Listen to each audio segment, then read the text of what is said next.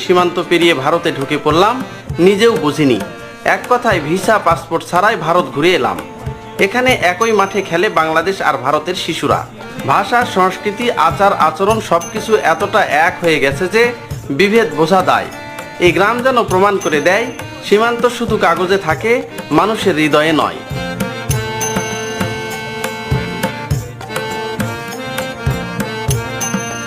Viewers, আমরা এখন এই যে ইন্ডিয়ান যে একদম পিলার রয়েছে, আমি কিন্তু এখন ইন্ডিয়ার ভিতরে। এখন যদি বিএসএফ যদি আসে তাহলে আমাদেরকে ধরে নিয়ে যেতে পারবে, কোনো কেউ বাধা দিতে পারবে না। একদম একদম ইন্ডিয়ার ভিতরে, তাই না? হ্যাঁ, একদম ইন্ডিয়ার ভিতরে। ওরা যখন আসে, ওরা কি হুইসেল টুইসেল দিয়ে আসে না এমনিতেই আসে? না এমনিতেই আসে। এমনিতেই আসে না? হ্যাঁ, এই যে আমি কিন্তু এই যে এই ভাইয়েরা আছে জন্য আমি এখানে আসার সাহস পাইছি। একদমই ইন্ডিয়ার ভিতর দিয়ে আমি এখন যাওয়া আসা করতেছি। এটা